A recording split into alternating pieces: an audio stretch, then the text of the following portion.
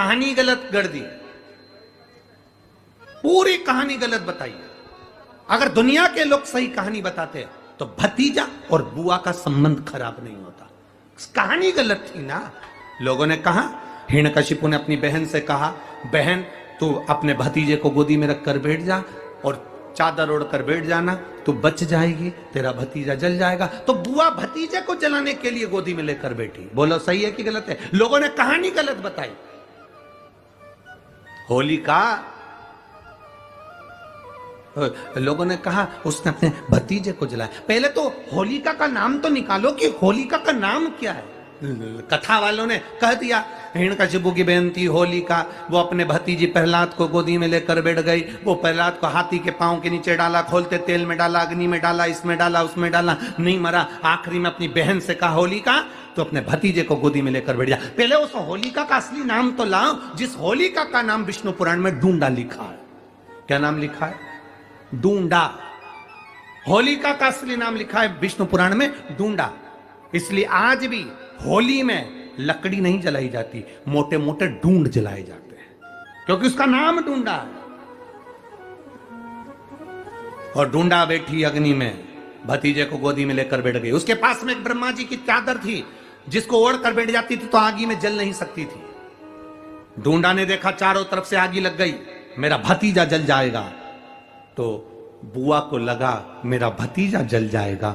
बुआ वो होती है जो दुआ देती है, बुआ कभी बद्दुआ नहीं देती है। और डूंडा ने अपनी चादर को उतारा, आगी चारों तरफ से लग गई। बुआ को लगा मेरा भतीजा जल जाएगा, तो अपनी चादर उतार कर अपने भतीजे पे डाल दी और बुआ खुद जल गई, पर अपने भतीजे को नहीं जलने दिया। ये कथा है, पर लोगों ने उसको पूरी पलट दिया, पूरा पलट दिया। बुआ कब जलाई अपने भतीजे को?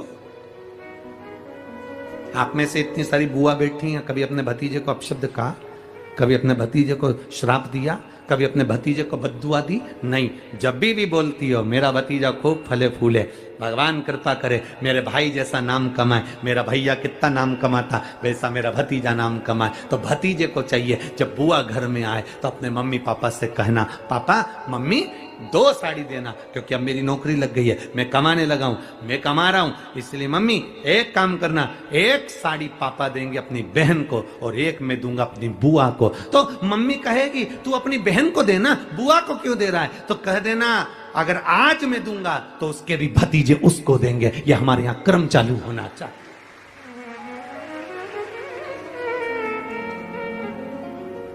पर करे क्या? 4 भाई 1 साड़ी बहन को जब देते हैं पैक करके, पूरी पैकिंग,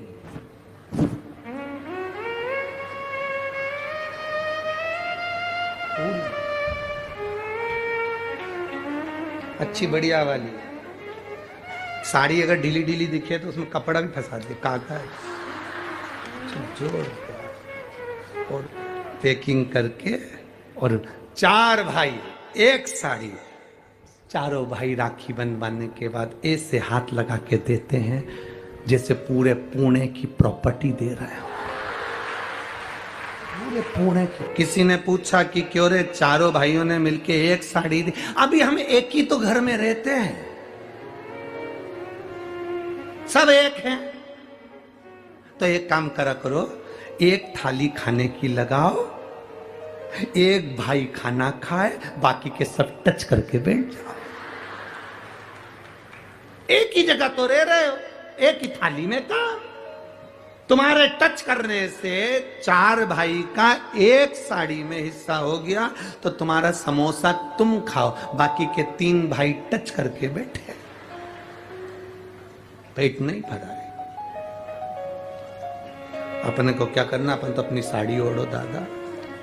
अभी कह रहा गुरुजी, ओ गुरुजी, हमने कहा क्या है, सारे त्योहार फीके हो गए, होली आ रही है, लगी नहीं रही कि होली जैसा है, दिवाली आती है तो लगता ही नहीं कि दिवाली जैसा है, राखी आती तो लगता ही नहीं राखी जैसा है, सारे त्योहार फीके हो गए गुरुजी। हमने कहा त्योहार फीके नहीं हुए, त्योहार का कलर फीका नहीं हुआ, त्योहार का रंग फीका नहीं हुआ है, बस त्योहार वही है, गुलाल वही है, मिठाई वही है, गुजिया पपड़िया वही है, खुरमे चकरी वही है, पपड़िया वही है, गुजिया वही है, इंसान वही है। बस बाजार में से जो रौनक समाप्त नहीं हुई है, रौनक आपके भीतर की समाप्त हो गई। आपके भीतर इतनी ईर्ष्या भराती गई, इतनी ईर्ष्या भराती गई, इतनी ईर्ष्या भराती गई कि वो ईर्ष्या के कारण, उस अहंकार के कारण, उस अहम के कारण तुम एक दूसरे से मिलना पसंद नहीं कर पाते। पहले के लोग कहते थे हमारे यहाँ जब होली होती थी इतने लोग आते थे, मिलने जाते थे, गुलाल लेकर जाते थे। आजकल तो कोई दिखता नहीं है। कारण केवल इतना सा है, तुम्हारा अहंकार, तुम्हारा ईगो, तुम्हारा अभिमान तुम्हें अपने घर से बाहर नहीं निकालता। तुम घर से बाहर नहीं निकलते अपने अहंकार के कारण, अपनी काया के कारण, अपनी अभिमतता के कारण। आप दूसरे से मिलना पसंद नहीं करते। जरा सा कोई ने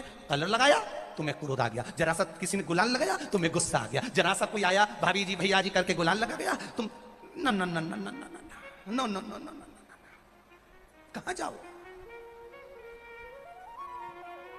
इतने वीआईपी हो गए, इतने वीआईपी हो गए, इतने वीआईपी हो गए कि अपने त्योहारों से भी दूर हो गए। मेरा निवेदन है, होली का त्योहार आ रहा है, उस फागुन के त्योहार में मेरा देवाधिदेव महादेव माता पार्वती के साथ होली खेलता है, मेरा कृष्ण कन्हैया राधा रानी के साथ होली खेलता है। आप भी अपने इष्ट मित्रों के साथ होली खेलिए और दिल से खेलिए। हमारे सीहोर में, सीहोर जिले में एक होली होती थी। उस होली का नाम हमने पिछली बार बदल दिया था। कौन सी होली कर दी थी? महादेव की होली। पिछली बार हमारे सीहोर जिले में हमेशा होती आई थी वो होली, थोड़ा उसका नाम हमने चेंज कर दिया था तो उसको महादेव की होली कर दिया था। मेरे सीहोर जिले के रहने वाले सभी रहवासियों से, जिले भर के निवासियों से निवेदन करना चाहूंगा, वो पुरानी होली को बंद कर महादेव की होली नाम दिया गया है। शिव मंदिर में जाना है, चंदन का जल शिव जी को 1 लोटा चढ़ाना। एक बात अपनी जिंदगी में उतार कर रखो, शंकर भगवान को घी का दिया भी लगाओ तो तुम्हारे घर में जो असली घी हो, थोड़ा सा भले 1 बत्ती लगाओ, भले इतनी सी बत्ती जलाओ, पर असली घी की जलाओ। शिव जी को अगर चंदन भी लगा रहे हो तो असली लगाओ। शंकर भगवान को चावल भी चढ़ा रहे हो तो असली चढ़ाओ। शंकर भगवान को अगर अष्टगंध भी चढ़ा रहे हो तो असली चढ़ाओ। केमिकल का कोई चीज मेरे महादेव को मत चढ़ाओ जिससे भगवान शिव की मूर्ति नष्ट हो। ऐसी कोई चीज मेरे महादेव को ना चढ़ाओ। मंदिर में अगर दिया लगाने जा रहे हो, बाती लगाई है आपने मंदिर के अंदर, तो कुछ देर बैठिए, कुछ देर स्मरण करिए। हमारे यहां तो यहां तक कहा गया है कि किसी मुर्दे को अगर जलाया भी जाता है तो कपाल क्रिया तक रुकना पड़ता है कि थोड़ा रुकिए, कोई पीछे से आकर कुछ कर ना जाए। दीप जलाएं, थोड़ी देर रुकिए। और दीप का भी नियम है महाराज, दीप का भी नियम है। दिए में जो फूल बत्ती लगती है, गोल बत्ती लगती है, गोल वाली, ये बत्ती हमेशा कोई विष्णु भगवान की पूजन कर रहे हो, शिव जी की पूजन कर रहे हो, कोई अन्य देवता का अगर आप स्मरण कर रहे हो तो गोल बत्ती लगाई जाती है। भगवान के मंदिर में पूजन कर रहे हो तो गोल बत्ती लगाएं। लंबी बत्ती, लंबी वाली जो बत्ती होती है लक्ष्मी की पूजन में, देवी पूजन में, जितनी भी माताओं की आप पूजन करोगे, जितनी भी देवियों का आप स्मरण करोगे, उसमें लंबी बत्ती का प्रमाण है। पितरों की पूजन में लंबी बत्ती का प्रमाण है। पितरों को कभी गोल बत्ती नहीं लगती। आप मटके के पास में, परिंदे के पास में, जल के पात्र के पास में कोई भी अगर दिया लगाएंगे तो वहां गोल बत्ती रखकर लगाएंगे तो घर में लक्ष्मी नहीं टिकेगी। कई लोग कहते हैं कि परिंदे के पास, मटके के पास में, पानी के स्रोत के पास में जहां जल भरते हैं, हंडा रखते हैं, टंकी रखते हैं, वहां पर मटके के पास बत्ती लगाओ, दिया लगाओ, पितर शांत रहेंगे। तो पितरों को शांत करो, मना नहीं है, पर दिया लगाने का नियम है कि पितरों को अगर आप दिया लगा रही हो मटके के पास, परिंदे के पास, या अमावस्या के दिन पितरों के लिए अगर दीप लगा रही हो तो गोल बत्ती अगर लगाओगी तो कार्य कभी सफल नहीं होगा। धन आएगा जाएगा, टिकेगा नहीं। इसलिए पितरों के लिए अगर दिया लगाना है, पूर्वजों के लिए दिया लगाना है, पितरों के लिए अगर दीप लगाना है तो लंबी बत्ती लगाइए, लंबी बत्ती। महाराज लंबी बत्ती का प्रमाण हमारे यहां शास्त्र का, गोल बत्ती का प्रमाण। और सुंदर चरित्र कहा, यदि आपके जीवन में बहुत ज्यादा लक्ष्मी से तकलीफ है, कष्ट बहुत ज्यादा है, या इसलिए शायद कहा जाता है कि भगवान को सर्वश्रेष्ठ कौन सा चंदन अच्छा लगता है। आपको पहले भी कथा में कहा, आगरा की कथा अगर किसी ने सुनी होगी तो उसमें वर्णन किया। भगवान को सर्वश्रेष्ठ चंदन कौन सा, भगवान को सर्वश्रेष्ठ चंदन कौन सा प्रिय है? वो कौन सा चंदन है जो भगवान विष्णु को लगाएं, राम को लगाएं, कृष्ण को लगाएं? वो कौन सा चंदन है जो श्री हरि को लगाया जाए? तो जीते जी भगवान विष्णु एक बार गले लगाते हैं, उसको कहते हैं हरि चंदन। कौन सा चंदन है? हरि चंदन। हरि चंदन बाजार में नहीं मिलेगा, हरि चंदन आपको बनाना पड़ेगा। कैसे बनाना है?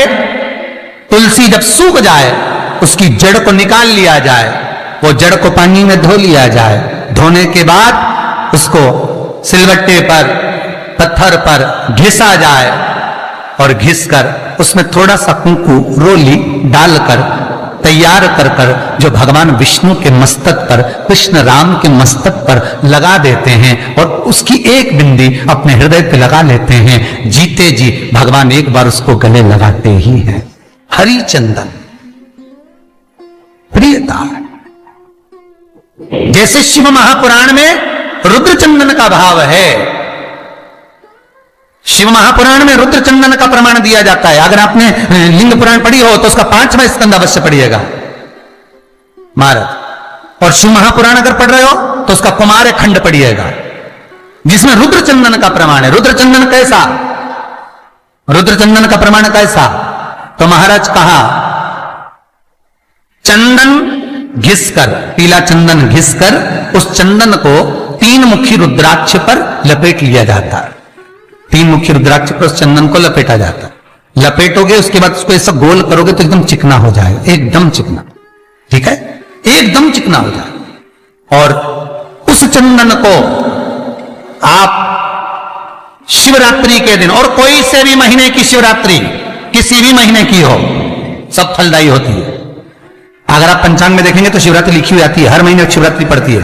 किसी भी महीने की शिवरात्रि पर रुद्र चंदन अर्थात जो चंदन का आपने 3 मुखी रुद्राक्ष में लेपन करा है, उसका गोला बनाया है, वो चंदन अच्छा मोटा मोटा कर लेना, अच्छा बढ़िया, ऐसा नहीं थोड़ा बहुत ही लगाओ, पूरा रुद्राक्ष दिखना नहीं चाहिए, पूरा लपेट कर उसको शंकर के शिवलिंग पर ले जाकर रख दीजिए और फिर धीरे धीरे शंकर भगवान का जल अभिषेक करना प्रारंभ कर दीजिए।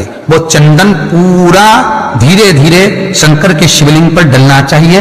शंकर के मूल मंत्र श्री शिवाय नमस्तुभ्यम का जाप करिए। यह कहलाता है रुद्र चंदन। इस चंदन के अभिषेक से महाराज जो काम नहीं होता आप कर कर उस कार्य को प्राप्त कर सकते हो, सिद्ध कर सकते हो। रुद्र चंदन, हरि चंदन, रुद्र चंदन, ये वो चंदन है जो जीवन का सुख प्रदान करने वाले हैं, हरितत्व देने। मंगल है, राहु है, केतु है, दशा बेकार चल रही है, लक्ष्मी नहीं आ रही, कष्ट बहुत है, फैक्ट्रियां नहीं चल रही, कहीं मत जाओ, मेरे शिव की शरण में जाकर एक बार शिव महापुराण को पूरी सुनो। शास्त्र के हटकर कुछ नहीं बोलेंगे, जो शास्त्र सम्मत है, स्कंद पुराण में, विष्णु पुराण में, नर्मदा पुराण में, लिंग पुराण में, शिव महापुराण में, भविष्य पुराण में जितनी जितनी बातें लिखी होती है उसको छाट छाट कर लेकर आते हैं, आपको बता देते हैं कि आप ये कर लो, उससे फायदा मिल जाएगा। कोई ज्योतिषी नहीं, कोई कुछ नहीं, बस केवल भजन करो, शंकर का अनुमोदन करो और विश्वास रखो शंकर पर, तो किसी को 1 रुपया देने की जरूरत नहीं पड़ेगी। भजन करो, विश्वास शंकर पर रखना, जन्म मरण और परण वो देगा, सुख वो देगा, समृद्धि वो देगा। जिसके घर में बहु रिद्धि सिद्धि हो, जिसके घर में अमोद और प्रमोद पोते हो, जिसके घर में शुभ और लाभ दरवाजे पर बेटे बनकर विराजमान होते हो, जिसके घर में स्वयं अखंड सौभाग्य देने वाली पार्वती हो, जिसके घर में लक्ष्मी देने वाली लक्ष्मी बेलपत्र के पेड़ के नीचे झाड़ू लगाती हो, जो स्वयं सरस्वती को स्वर प्रदान करता है वो शंकर है। जब सब कुछ उसके पास में है, कुबेर का खजाना वो चोर को दे देता है, जब सर्वस्वता उसके पास है, तो आप इधर उधर डोलते क्यों हो? क्यों डोलो? उस पर विश्वास रखो। वो शंभु, वो शंकर, वो त्रिकालदर्शी, वो कैलाशी, वो अविनाशी सुख देगा, आनंद देगा। पाने का तरीका केवल उसको रिझाओ। जो मंदिर आपसे दूर हो, जिस मंदिर में कोई नहीं जाता, जिस मंदिर में कोई दिया तक नहीं लगाता, उस मंदिर में तुम जाओ। और उस मंदिर में एक दिन जाकर प्रकाश कर कर आना, एक बार दिया जला कर आना, मंदिर की सफाई कर आना, शंकर जी पे जल चढ़ाकर उनको स्नान कराकर कोई पत्ती पेड़ पौधे की पास में तोड़ के चढ़ाया आना। 2-4 बार कर कर देखना कितना शांति, कितना धीरज, कितना आनंद, कितनी समृद्धि, कितनी लक्ष्मी मिलती है। तुम करोगे तुम्हारा पेट भराएगा, हम करेंगे हमारा पेट भराएगा। स्वयं करिए। तो ब्रह्मलोक के देवता ब्रह्मा हैं, बैकुंठ के देवता भगवान विष्णु हैं, और मृत्यु लोक का अगर कोई देव है तो वो महादेव है, केवल शंकर, केवल शिव, मृत्यु लोक का देव। अभी एक विचार करो, तुम्हारे घर में अगर थोड़ी सी तकलीफ आई तो सबसे पहले अमेरिका में लड़का रह रहा वो आएगा क्या? पूना में बच्चे रह रहे हैं वो आएंगे क्या? इंदौर में बेटी रह रही वो आएगी क्या? उज्जैन में कोई रह रहा है वो आएगा क्या? सबसे पहले वो आएगा जो तुम्हारे घर के पास होगा या घर के करीब में होगा, बिल्कुल लगा हुआ होगा या घर में होगा। अब आप कहां रहते हो? जितने लोग कथा सुन रहे हैं सही बताना, कहां रहते हो? पृथ्वी पर मृत्यु लोक में रहते हो।